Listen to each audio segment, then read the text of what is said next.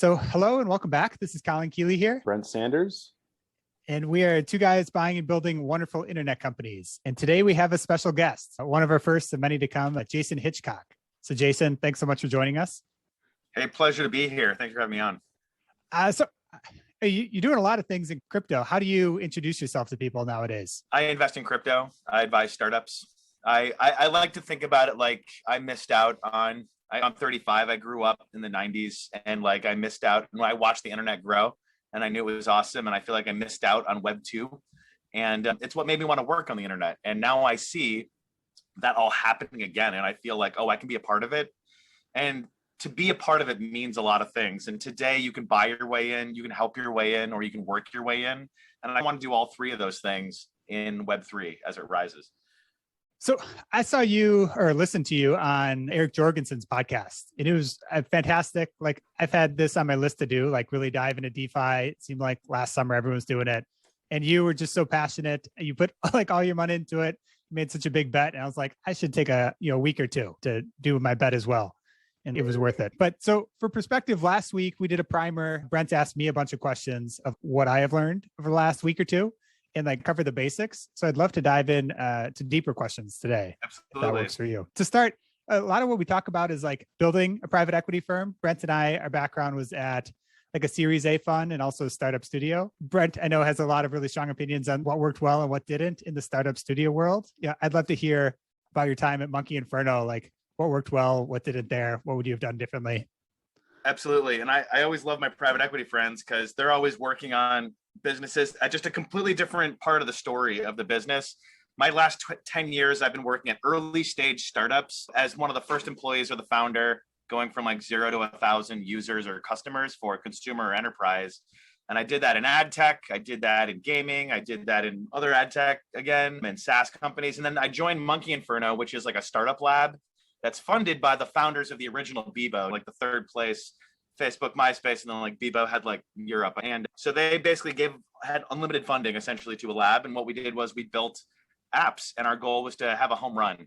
And so we had a whole methodology around how do you come up with an idea for a group of people, and what's the like manifestation of the app of that idea, and how do you take it to market very quickly. And we had a whole methodology for coming up with an idea and getting it in the hands of users like in 2 to 3 weeks. And we had a whole process on, we're going to kill this app in X days. So it would be like 3 months if we don't hit this goal. And we would aggressively try to prove our way there and earn the ability to continue working on the app. And we had very high standards, and we killed a lot of things. And so what worked really well was not sitting on not knowing. And we broke up the entire day into hours, and every single hour, the whole company was focused on like a problem. And we were constantly moving forward to chip away at the A+ problem. Like, why is nobody using our app? And so that was, and I have a whole thread that I can share with you on like our whole style of work, which was pretty interesting. It led to a positive outcome. Twitch bought one of our startups, and I worked there for the last 2 years. What didn't work well? It was just, we noticed that the times where the only answer that was unacceptable when we were doing experiments, working on things was like, I don't know. Like if we didn't experiment and it wasn't this decisively worked or this did not work, and we know why it didn't work. If we didn't know why it didn't work, it means we just didn't do the experiment at some point. We didn't try hard enough. We didn't set it up. Man, I could go on this forever. This could be like a whole nother podcast. You're just like making me reflect on my time at Bebo. But then like, how did I get into crypto? I was working at Twitch for 2 years doing fandom strategy. That was really interesting. I'd spent 10 years doing early stage startups, and I felt like 95% of my energy at Twitch was spent navigating Twitch. A really big, awesome company. But if I had it, 5% of my time would be spent thinking about like cool idea we should do for the fans. And then 95% was like, okay, how do I get marketing to help me? How do I get legal to help me? Oh my God, I need to plan way ahead on procurement. And the game working at Twitch became just like getting good at working at Twitch and not like getting good at your domain. And in that time, I'd been holding on to crypto for a while, but like I bought Bitcoin and Ethereum just like everybody else, like a little bit, like, oh, let's see what happens. And held on to it, but I didn't know what you did with it. You couldn't do anything with it. And what was crypto to everybody, but like smart technical people say one day this will be like very important. It seems to be going parabolic in the news every couple of years. okay, maybe they're right, maybe they're not right. I don't know. But if the cost of being right is I could put some money in and I could be a part of that, whatever. I don't need that. Like, that's my skin in the game. If I'm wrong, I'm missing out on this crazy parabolic thing. And what, to feel good about being right? So I bought some. But then years go by and I don't really know what you can do with crypto. And then one day DeFi comes out and DeFi summer happens. And if your viewers Google it, they can go learn all about it. But basically, now there's apps. Crypto was being built. It was infrastructure. Imagine Python was coming together, JavaScript was coming together. But now apps like the ones you use on your phone and the internet there with buttons to press, and everyone finds out. Are you telling me that the way Ethereum works is it's like you put the quarter in, the machine runs, and you see how that quarter splits off and pays everybody that made the software and goes to the stakeholders, and the whole thing just works. And then you start to see other versions of this out there and you're like, oh my God, I understand what the crypto internet is. It's a little bit different. I like it. And it's coming together. It's worth using. I don't know where we go from there, but that's how we got into crypto. I'd love to focus on, there's all these different parts like startup studios, NFTs, like all that could be its own episode. I think like focusing on DeFi today would be the most interesting for folks. Great. Yeah, absolutely. That's what I'm most excited about right now. Cool. So I guess the first step is just getting set up. So what is your recommendation for safety, cold wallets, everything like that? What's the most likely form of attack that people 100%. And I recommend if anybody owns crypto and you're like, I would say if you're going to go to level 2, which is you're going to go beyond going to the homepage of Coinbase or Binance and like seeing the tokens that you've heard YouTubers and your friends talk about. Yes, you buy a little bit of Bitcoin, maybe you buy some ETH. Holy crap, you buy some XRP because I don't know, you've heard about it for years, and then you buy Cardano, who knows? And then you just leave it there. You watch the numbers go up and down like Robinhood. And all right, that is to me, that's not crypto. That is like asset trading. That's just like owning stock. Okay, cool. If you're going to do crypto stuff, you're going to need to get your own wallet. Like in crypto land, everyone has a wallet. That's like your user identity on the crypto internet. And there are these things called hardware wallets, which just require a device. And there's a Ledger or a Trezor, or I use a thing called a Grid Plus by Lattice, which has a touch screen. And all this means is there is a hardware device with buttons on it. And in order to do a transaction on the crypto internet, you must press these buttons too. Now, why would you use a hardware wallet? Because today, crypto wallets, they're a browser extension. The way you use them is like when you log into a website with Facebook or Google and there's a button and you like log in. Same with the crypto internet. There's a little button that says, hey, what's your crypto wallet? And if you have the Chrome extension for MetaMask or Kepler or one of the many wallets, you click, log in with my wallet. And then boom, sees your wallet. You're in the software. It's populated with your wallet data and it's go time. The problem is if you press a button in one of these apps, like the extension opens up and you press a button to approve it. If someone's got malicious software onto your computer somehow, like if you click the link, if you've got, I don't know if you went to a website, I don't know, there's a million ways people get stuff onto your computer, like they email it to you, or you get socially engineered. Maybe somehow your computer is in view of a window and there's a camera looking at it. Basically, a hacker could run a script. When you think you're pressing the button, something gets injected into the Chrome extension and like slides and updates your transaction and like vacuums up your wallet and sends it all to somebody else. This happens every day. We're seeing it every day on crypto Twitter. Informed people, experienced people are telling stories about, I can't believe it happened to me. And it happened to me too. And so when I got going and I had the hardware wallets and all these things, even when you have these hardware wallets, there's still risks. You could be tricked into entering your seed phrase on a website that you think is customer support. And I have friends today who have tens of thousands of dollars in their wallets that don't have a hardware wallet. And like, they've even bought them and they haven't moved the things over yet. And I like get nauseous. When I was getting going, when I'd already put a bunch of most of my money into crypto, one day I woke up and I had $500,000 of my Rune tokens were just vacuumed up out of my account. And I still to this day don't know what happened. All I know is there's some sort of threat. I bought a new computer.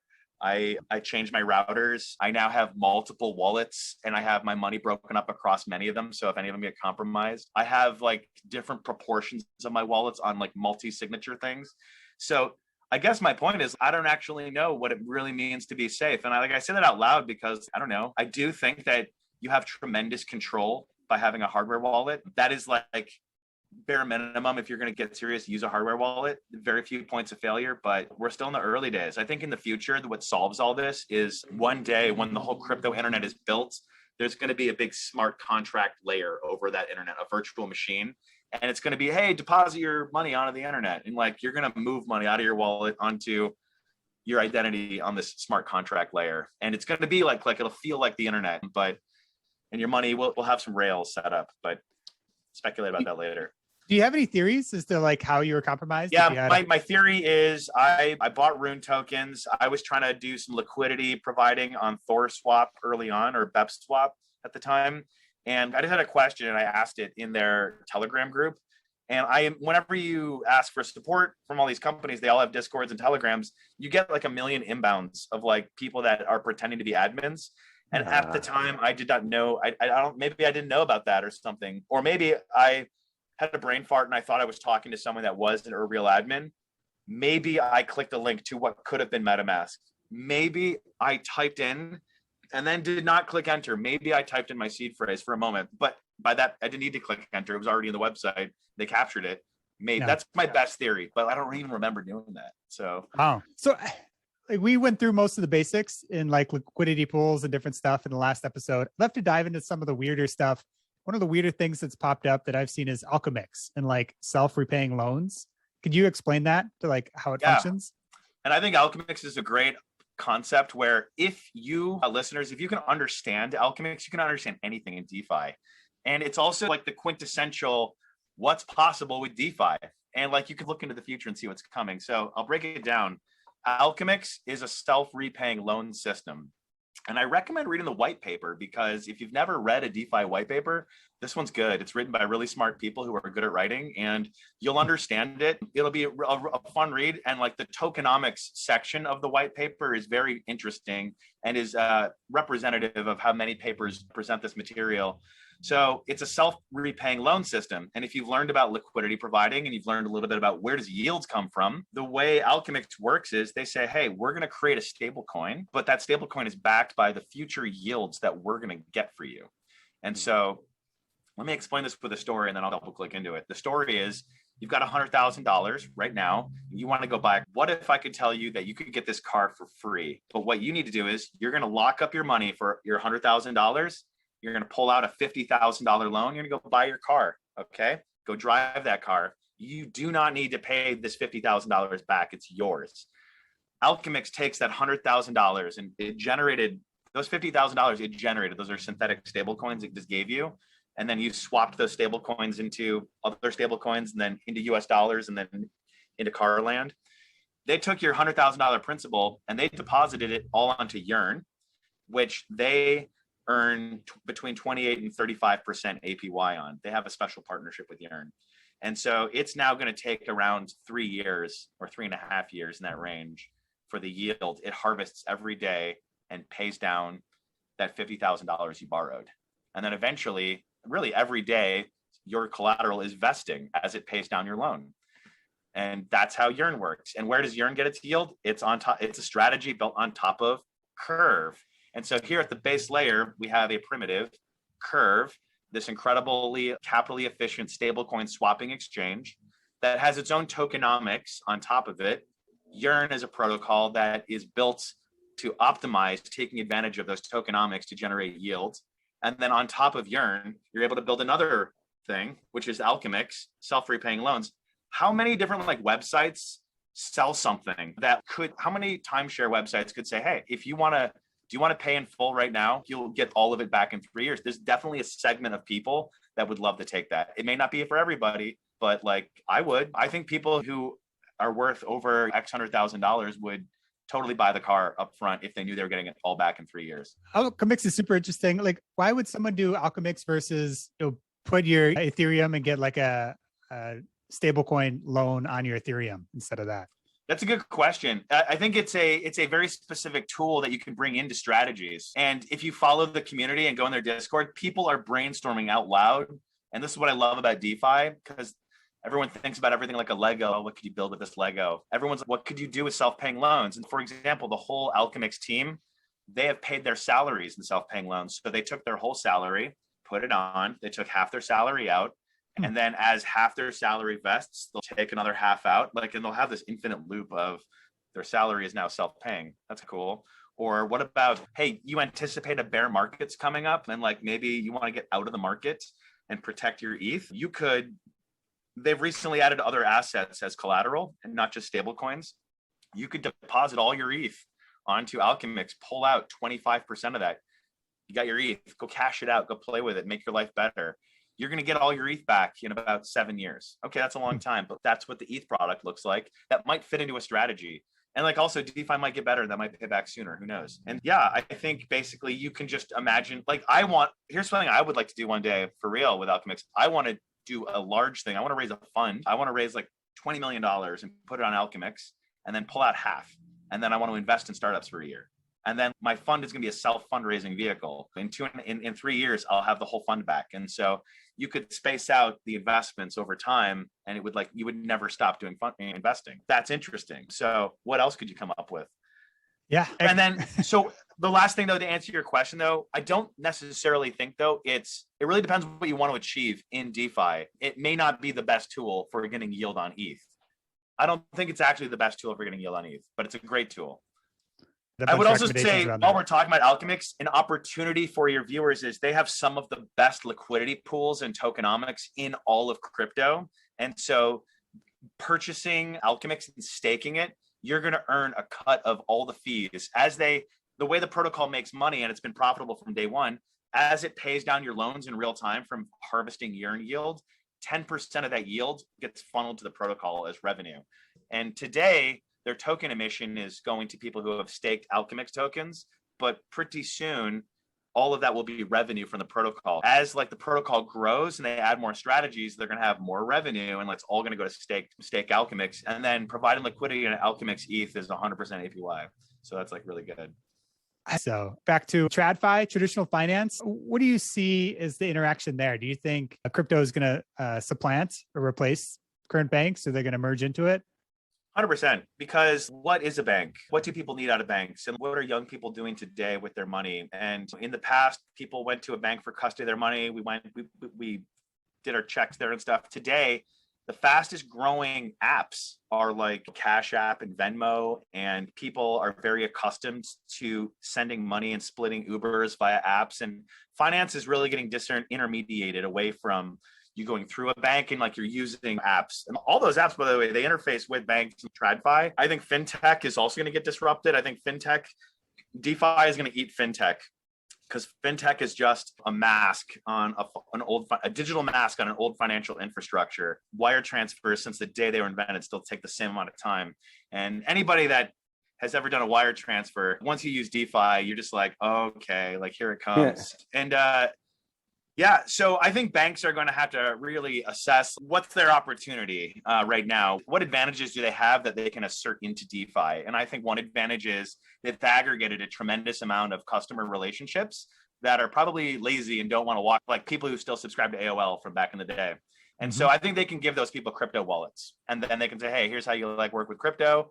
And then just in the same way that like MetaMask, which has 10 million users, when they had 2 million users, MetaMask was making 80 or 40,000 ETH a month.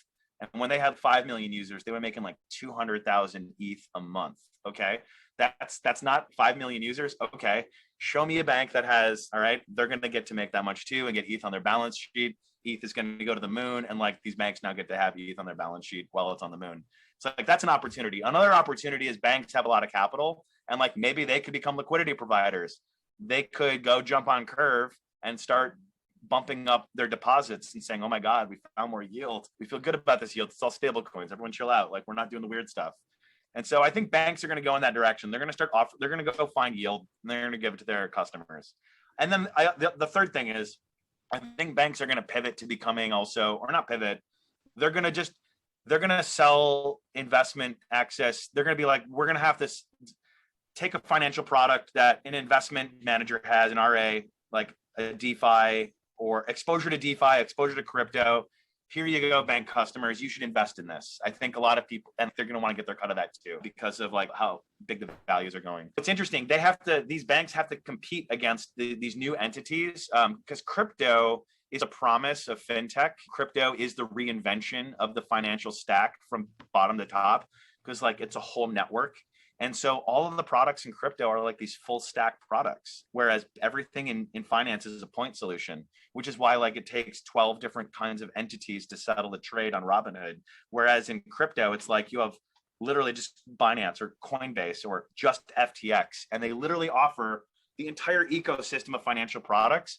And it's like really easy to imagine how that expands into things we've never even done before. Example, like we're starting to see things like Do Kwon, CEO of Terra. He has the Mirror protocol, which is a synthetic asset platform similar to synthetics, where you have tokenized stock prices. These tokens don't really give you voting shares, but they are derivatives of the price. He's now, the Nebula protocol is coming out and has like dynamic stock portfolios that will automatically rebalance based on like, this is only going to be like the 20 most talked about tech companies with a market cap above 30 billion on Twitter. And we're always just going to rebalance every 5 minutes based on that. That's just not something nobody can offer that except for crypto. And so I think we're going to start to see, I think things that banks won't be able to compete with are like the granular financial coordination mechanisms that are going to come out, like your Alchemyxes. A bank could never offer that. Yeah, like they're not going to be able to compete with that. And so they're going to have to basically figure out where they fit into that picture. I don't think they fit in. And wallets are going to be winner take most industry. And yeah, I think this is a legacy. These are legacy industries. They don't do anything better. So like Bankless, they talk about these mullet apps where it's like a traditional pretty web app on the front and then crypto in the back. Yeah. Is there an opportunity to just make it a million times easier and people wouldn't really need wallets? They could interact as they normally do? I strongly believe if I was doing that Monkey Inferno studio, if I ran one, I would have a studio with a whole thesis of there's a unique opportunity right now for the next 2 years, 3 years to build the, first generation of a lot of applications that people will experience for the first time. I think we're going to have thousands of wallets. I think we're going to have lots of exchanges, and we're going to have many interfaces for the same things, very common things. And all these interfaces are going to compete. And I think making these interfaces for the same protocol are going to be good businesses. And I think we're going to rethink what it means to be a good business. Do you really need to have 1 billion users to be a good business? Or can you make an enormous amount of money and sustain the whole thing with 100,000 customers?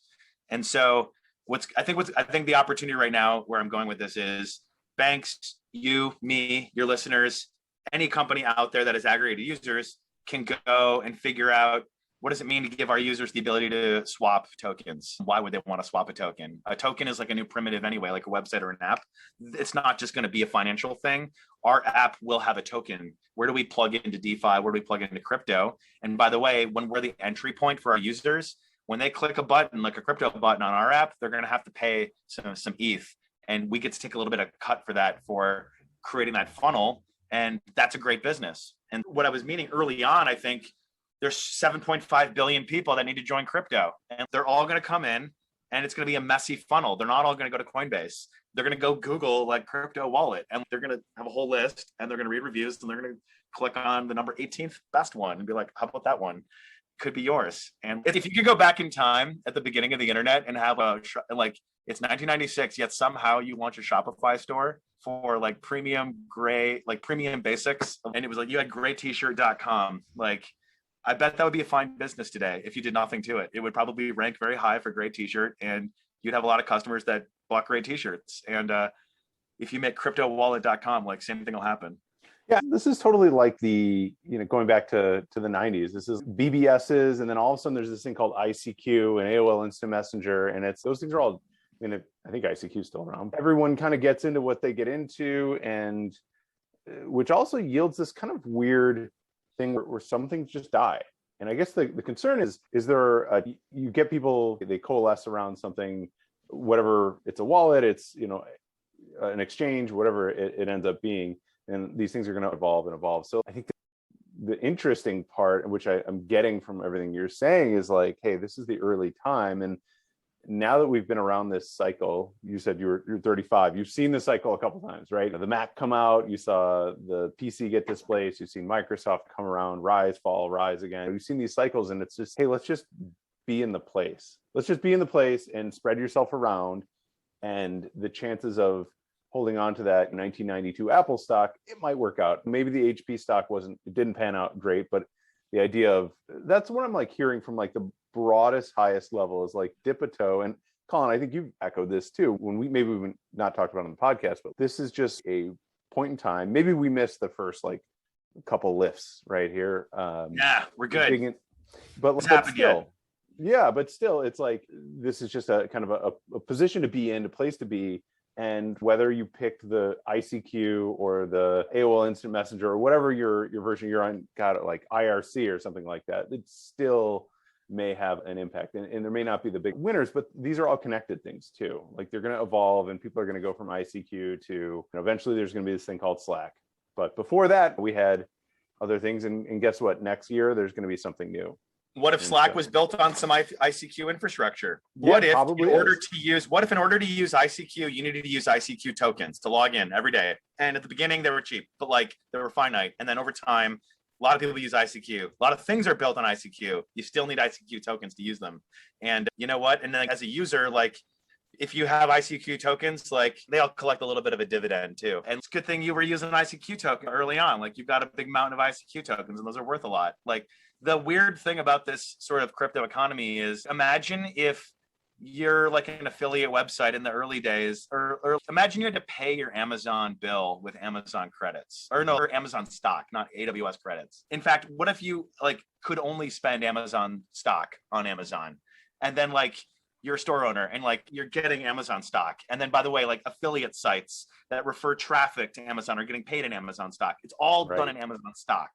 And because you're a stakeholder, and as Amazon grows with many stakeholders, it's a good thing you participated in this big thing and you were a big contributor. That's what's going on right now. That's what's different.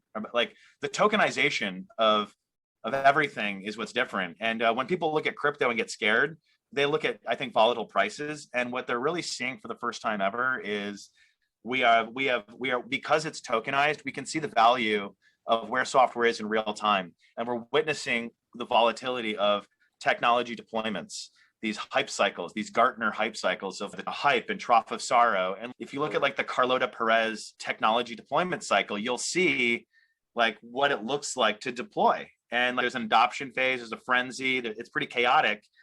That's what the price of Bitcoin looks like. Mm-hmm. And that's priced with everything. Like electricity would have been priced like that if it had a token. The interesting thing that I'm getting at that I think made crypto and DeFi may be the solution, going back to the analogy of BBSs and ICQ and this evolution, is like a lot of those technologies in the 90s and 2000s even, they got bought by a Cisco or something else. I think that's what ideally this replaces, is like instead of these things having to run on fumes and open source contributors, they actually get funded by the organization. The protocol makes money. And so it does actually come to fruition. So you don't have to sell it off to Cisco and then it gets crushed and only a couple of corporations end up using it. No, that's a really good point. I agree with that. I'd like to hear more about Moon Capital. So this is what you do day to day nowadays, right? Yeah, absolutely. Yeah, I'm excited about it. What is it to start? Yeah. So me and three friends. One, his name is Boz. He's the COO of Akash. My friend Adam Atkins. He's like a quantitative trader and Ethereum subject matter expert. And Ash Patel, whose family runs 18 hotels and runs them. So we all have these interesting backgrounds. We've all been learning DeFi trading together and farming, and we've been sharing strategies, and we all have been going on this ride, and we've all done really well. Our friends have all kind of heard about this as we literally tell everybody, like, you too, we'll help you. And all of our friends have been like, this is great, but I don't want to, this is complicated. Like, I believe you and I believe in this, but can you do it for me? And so we eventually were like, hey, a lot of people are saying, can you do it for me? And so we thought, let's just do it for them. We spun up a fund and then we said yes. And so we invest in DeFi. We have basically active DeFi management investing as a strategy, as a service.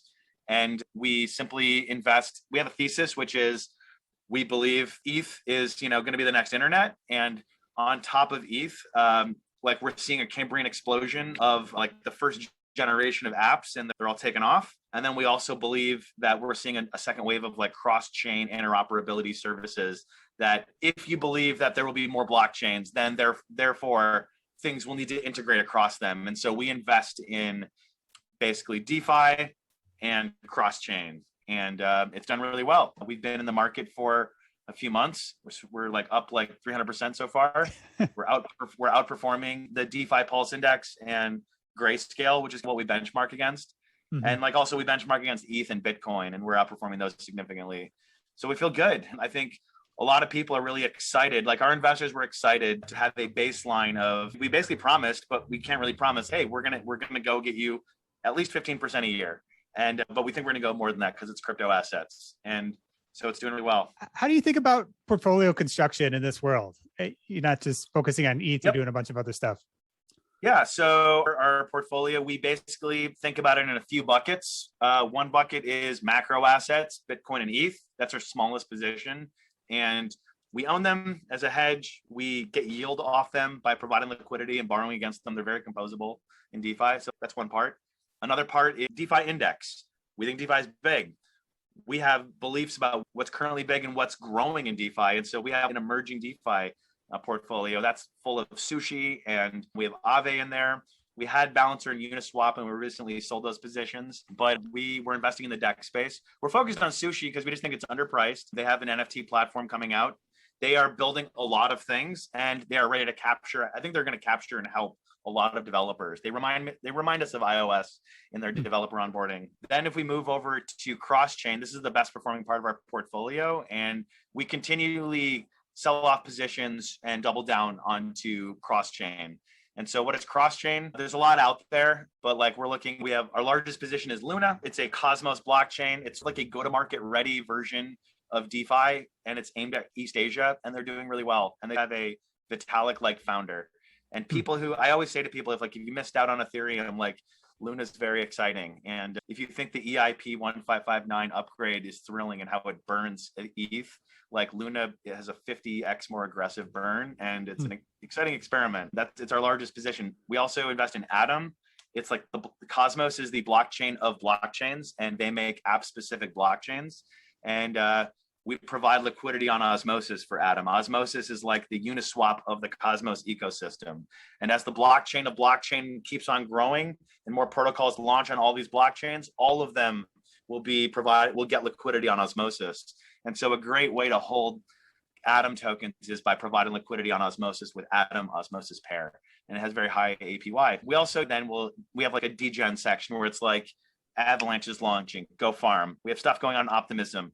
Let's go do everything on Arbitrum so we can get airdrops. And we have this pool of capital that we just call like the hot ball of money that just rotates around and like just sucks up money. And then we finally we take profits into a stable coin position that is sitting on Convex, which is on the way Alchemyx is built on many layers. Convex is like a Voltron suit user built on top of Curve. And it's like the best place to put stable coins in all of DeFi is on Convex. And those just grow. And Convex is like, our goal is to just grow the stable coins until we've surpassed our like minimum guaranteed returns. And then after that, we'll just go crazy everywhere else. And we've done that. So now we're just going crazy. So is everything public, right? Because this is all on the blockchain. The address, it is. We would be happy to talk about it with anybody. We just don't do any marketing. It's just, I guess it is public. We could reveal that stuff. I'm happy to tell anybody anything we do. We just don't have a website or anything where we're like, yo, let's talk about thought leadership and stuff. I bet more like if I wanted to quickly follow all your trades, could I see them in real time as they happen? If people knew your address, it is all public. Oh gosh, I should talk to my partners about doing that. We should. I feel like that'd be fun.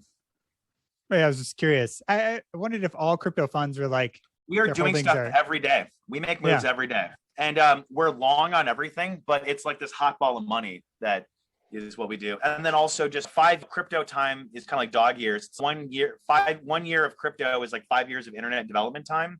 I think that's true. And then, which just means every week there's tremendous progress in the industry and there's opportunities. And because all the assets are liquid, like it is reasonable to always ask the question, is this the most optimal allocation for what we're doing today? And should we be doubling down on something? So I'll leave it at that. So one of my other questions here is like, you're so long on Ethereum. Is there any real concern that it's going to be dethroned by some better technology in the future? I don't really think about it that way. I think it's a good question. It seems like Ethereum, I look at things like network effects and I look at adoption, like how is it being used? And in the same way that like, there's all these programming languages out there like JavaScript, Ethereum it's the first blockchain. The whole point of a blockchain is to create demand for block space because that's what's going on there. And the more applications you have on a blockchain, the more users can onboard and use it and be like, wow, this app is useful. Let me write onto the blockchain. And I need to use this block space. And that's what's going on there. And then as they write more onto the blockchain, they need to come back and use that data more, which then now you have users captured on a blockchain, which makes it great to build apps there because it's got users, and then it brings in more capital. So you have this like flywheel going on and of as more happens, and ETH is off to the races. And when people complain XYZ about Ethereum, they're describing like a car that like we're driving as the pieces of the car are coming together, and it's getting faster and safer. And oh wow, check out, it's got autopilot now. And it's like everyone's sitting in a Model T and it's turning into a Tesla auto driving thing. And we're commenting on along the way. And by the way, as more industries adopt onto Ethereum, they're going to agitate and they're going to be invested in improving it. And then they're also going to say, we don't have time. Our user experience and our business needs demand other things. And so we're going to see other blockchains arise. And we're seeing that with Cosmos and Solana, and we're seeing layer ones that help with scaling. And as this happens, projects teleport aspects of their infrastructure to different blockchains. And they're all figuring out what should their infrastructure be. And so I think what's going to happen is, I think Ethereum has a really big head start, and it's basically going to become like this base layer of I want to say like the settlement layer of data of the new internet, and then it will be, and everything else will bridge back to it. And then there will be like some other layer built on top of all of that is going to be like the user layer, where we don't need to know anything about crypto. We just want to do shit. But yeah, and what I would just also say is, like, I believe more in Ethereum than like anything else. But I also know that that's because why do I have more conviction? It's been out there longer. And I have more to think about it to give me the conviction. Mm-hmm. If you're coming to crypto and you're like, wow, I've seen these people make a lot of money. How do I get all those tokens? How do I get rich? Or, hey, we're a small fund. How do we become a big fund? You need to go further out on the risk curve. And so that's why a lot of the emerging funds like us, a lot of like sort of people who missed out on Bitcoin or they joined Ethereum like mid parabola, the areas of development that are going to have bigger multiples are Cosmos, Terra, Solana. These other ecosystems just have more market cap to grow into. So, yeah, I'd love to hear your recommendations for like portfolio construction for the people listening to this podcast, like for more active ones and then like more passive ones. And I can't give advice to people insofar as to say this is what you should do. But what I can say is here's how I think about things and how I allocate and how our fund thinks about things. And I believe that the goal long term is you should just stack as much Ethereum as possible. It's like own a piece of the next internet, and this is going to be the next internet. It's already going.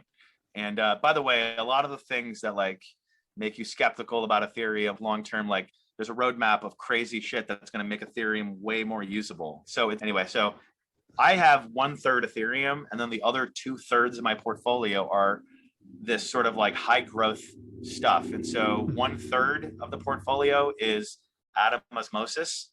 And then I take the Osmo yields and I put it into, I'm always looking, like every investment I make is I'm looking at what are like the layer one, like where will value accrue? And I want to invest in layer ones, like basically an entire blockchain I can't necessarily pick a protocol that's going to be a winner, but like the whole blockchain will win. And Atom is one of those. And also like Osmosis has a bet of being like, it's the leading Uniswap. It's beating out like the main one that Cosmos has, the Gravity Dex.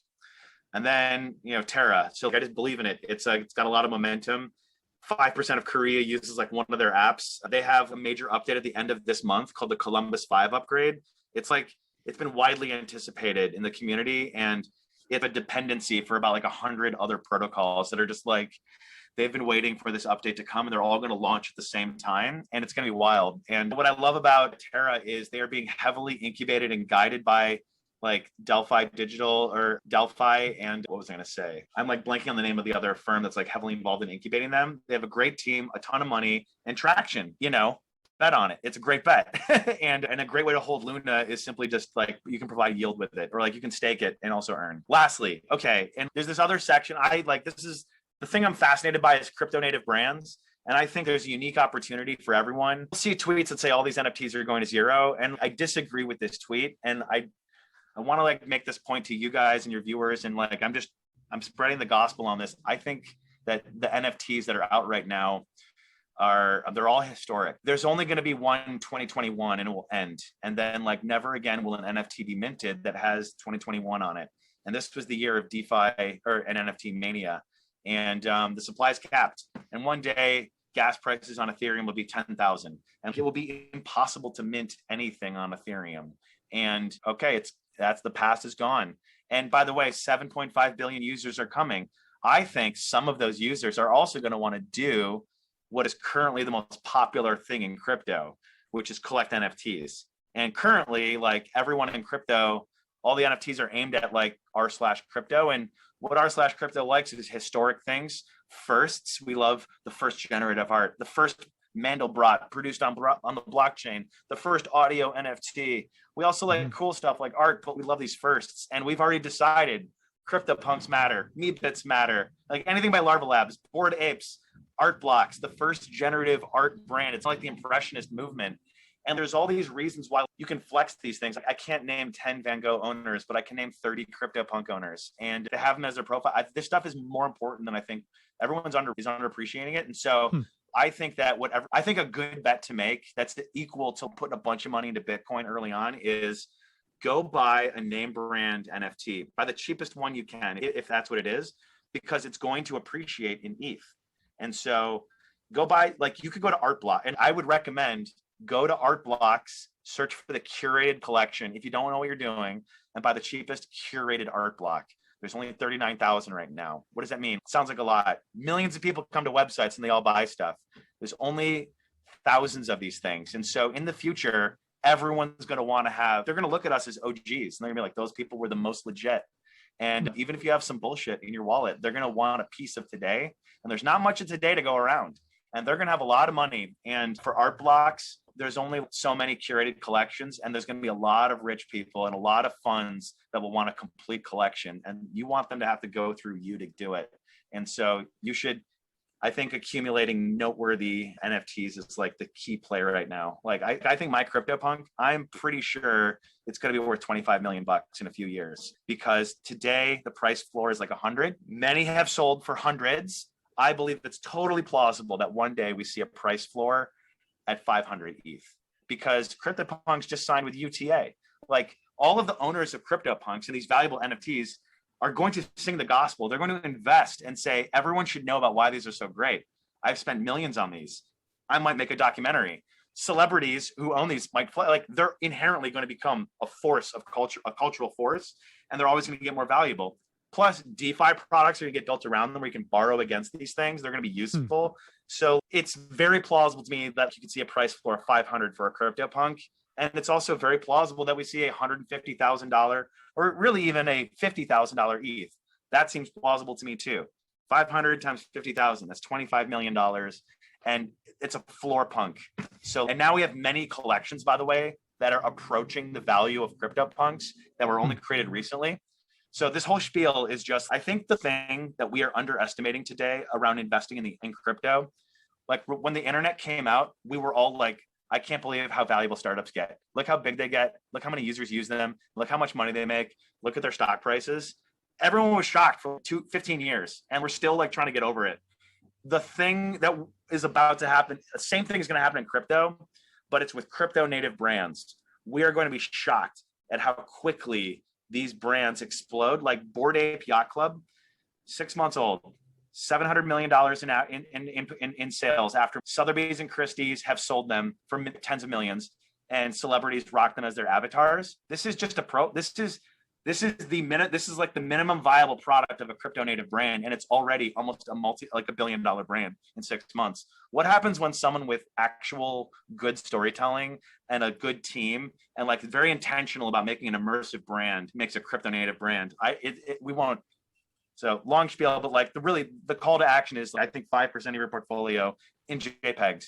And if anybody on here wonders and you don't know where to go, like DM me, I will help you. We'll do this together. I have been buying JPEGs. I bought a Chromie Squiggle. I bought Loot, which is I think going to be a primitive. Everyone's going to care about Loot the way they care about CryptoPunks. Anyway, sorry.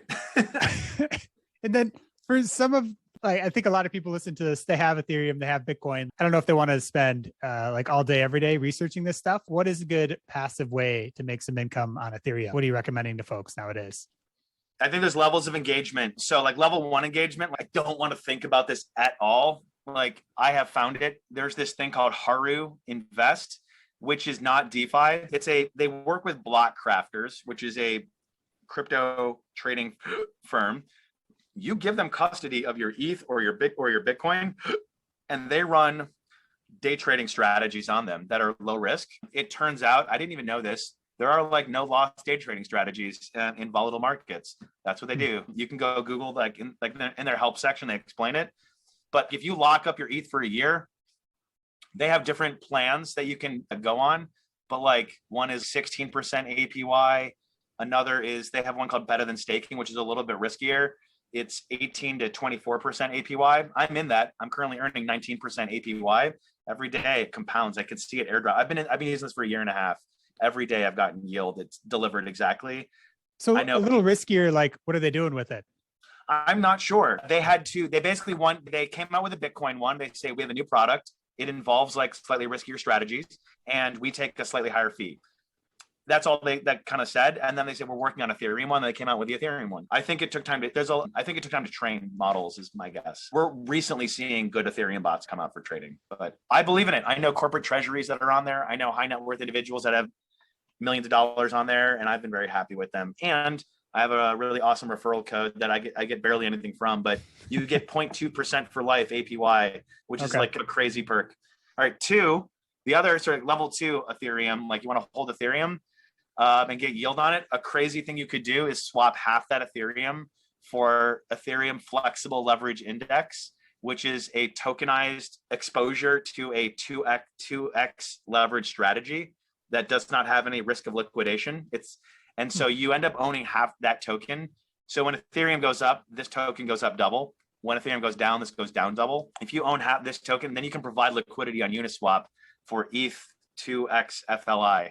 And then what ends up happening is you're going to collect fees on all the people who want to buy this token, which is going to be like around 10% APY. And then you're also going to have a 50% exposure to a 2x leverage strategy. And so 2x leverage performs the crap of Ethereum. So if you're long on Ethereum, that's like a great way to do it.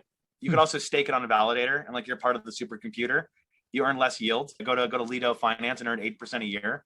It's believed that after the merge, that might go up to 20% APY. That could be exciting. And then like level 3 would be like, you can borrow, go crazy in DeFi, put your ETH onto something like the Liquidity protocol. That's what I recommend. Or go to Oasis, which is like the protocol made by Maker, and they make DAI. And you can borrow against your ETH, collateralize it, borrow against it, borrow like a safe amount, like 35 or 40%. You can now go take that DAI. You now have a debt you need to pay down, but like you now have extra money of leverage. Go out there and deposit all the stable coins onto Convex and earn 20% APY and then pay down your loan. Now you're a yield farmer, but now you have to manage your liquidation. If the ETH price goes down too much, you get liquidated. So that's risky. I think those are the different levels. And if again, DM me on Twitter if you want to talk more about some of those things. So it feels like everything is just progressing so quickly, and like new stuff's coming out every day. Like, how do you stay up to date day to day? Like, what are your information sources? Twitter. I follow fund managers on Twitter, and then I see who they like, and I follow projects that I'm interested that I use. I jump in their Discords and I follow updates. I listen to Bankless every episode. I read their newsletter. I hang out. I listen to Anthony Sassano's Daily Gway. I listen to every podcast I can. I listen to Three Arrows Capital, what they have to say for like macro point of views on the market. Raul Paul, what is his macro point of view? There's like people I go to learn about DAOs, and that might be that Koopa Troopa guy who's like everywhere. And I might participate in a DAO like Alchemyx. I participate in that DAO, or the different protocols. I try to vote and read proposals to see what's going on. And then you'll start to see who's active in these communities, and you'll start following them. And it takes time to figure out what the pulse is, because you don't even know what you want to keep track of. There's too much information. So figure out what you are interested in, and then go find who's saying stuff on that space. Like I found DZ for NFTs, and then recently this is wild. Yesterday, I had been following this guy, Cosmo Medici. He showed up 2 months ago and was like, I just bought this zombie. Let me tell you the story on how I bought a zombie for like millions.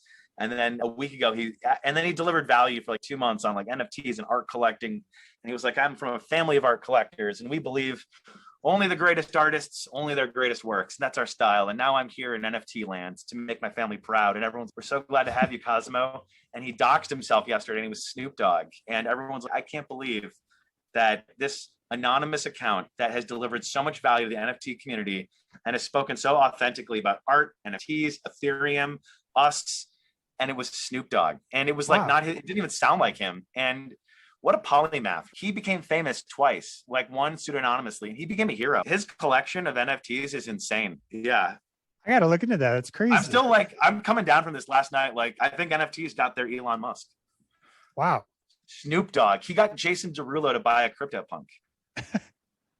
He's on Twitter as Cosmo Medici. Cosmo Medici. Cozo. Oh, I see. Okay. Read the first thread, which is the story of how he bought it, and then you'll read it. And then, like, when you realize this is Snoop Dogg, I have to reread every tweet he's ever sent in Snoop Dogg's voice. I'm pumped. Yeah, I'm going to follow this and read through it. Okay. So now some of like the ending questions that I think are going to be super cool. So future predictions. So what upcoming project are you most excited about?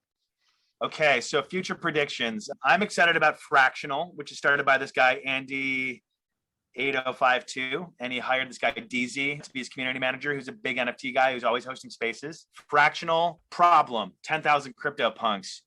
You've heard about them and you believe in them. You can't invest in them though, because there's only 10,000 and we're all poor. So, and they're too expensive now. Yeah. Fractionalization is you can basically take your NFT that you own and you can turn it into many tokens and shares, and you can sell those, and then people can buy and they will own a piece of your token. And so we've started to see the original Doge photo was fractionalized. We saw a zombie get fractionalized.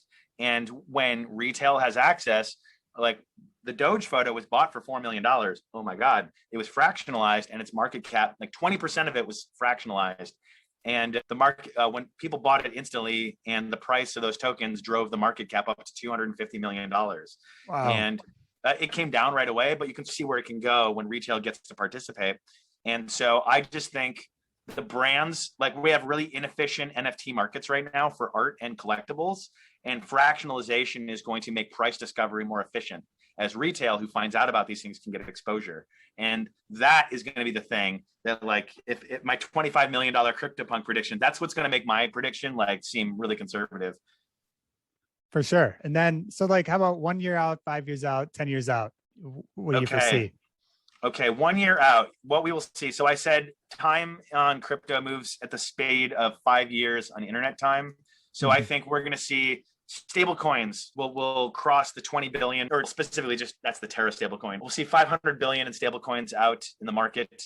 Or no, I'm sorry. Yeah, 500 billion would be out there. Today we have 100 billion. We're going to see DeFi apps that are across on every blockchain firing on all cylinders. We're going to see 10 times as many users. We'll have, and so the floodgates will also begin to open, as like right now, all of my tech friends a year ago were like aloof on crypto, or not really into it, or bought into like unimportant negative arguments. Today they're like, that's all they talk about is crypto and being into it.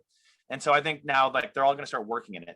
They're starting to join right now. And so I think after a year, they're going to have a lot of stories, and like more of their friends will join, like the wave will open.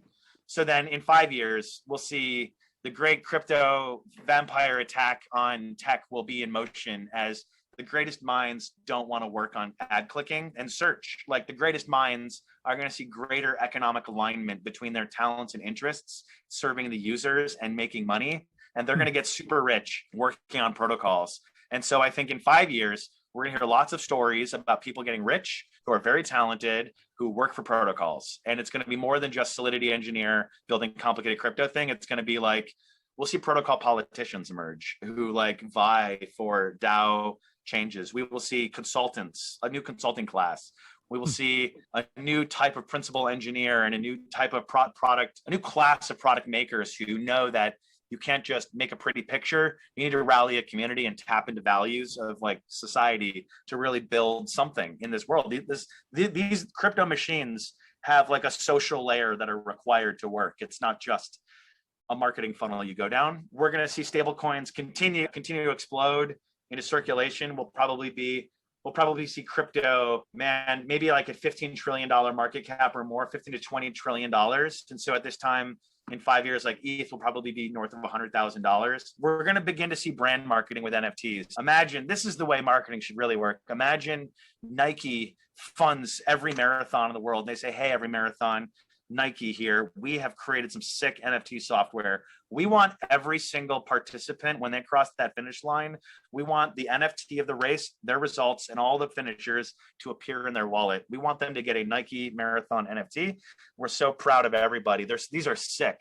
We hired the greatest artists. And by the way, after your 50th marathon, you're going to get really excited. We've made a smart contract that will invite you to the runner tribe. And like, welcome to the runner tribe. You got 50 Nike marathon badges in your wallet. Welcome. You get access to this kind of clothing, these discounts, these events. We have a lot in store for you. And I think that's going to be really normal. Or like those experiments will start to feel common, but they won't feel right quite yet. And then in 10 years, like everything will be crypto internet, and like that will be a normal thing. And we will all have extensive, in the same way that like Facebook was like just a profile initially and a wall that you could post on, and like you could upload photos, and the internet, maybe even before then, was just like a bunch of text and images on the internet. And it was basically, the internet was magazines and travel magazines and chat rooms and blogs, and the internet was not good back then. And then Web 2.0 happened. So right now that's where crypto is. But then like now you look at what Facebook is, it's like many apps, and it's like the UIs are very different, and like they're multi-screen, and they have Oculus, and they have complex business. There's going to be crypto stuff like that that's complicated and big and does a lot of things, and it's going to feel really good and integrated. And so I think that's how we'll reflect on like crypto will be very clean and functional in 10 years across all aspects of our lives. It's the fastest growing technology. Keep in mind, it took 70 years to get everybody a computer in everybody's hands and connected on social software, from like World War II, mainframes, desktop, internet, mobile. Here we go. Now we have crypto. It's not going to take long to get everyone onto crypto, because it's just deploy. And then we're all going to get it really quickly, and we're going to discuss it. And it's not going to take long for us. This is going to be the fastest growing thing. And then we're all going to have on-chain identities that we get a lot of value from. A CryptoPunk floor in 10 years it'll be, I don't know, man. It'll be 150 million, $200 million at the floor. I don't know. It won't even be a floor. It'll only be a ceiling. So I can't wait. Crypto future.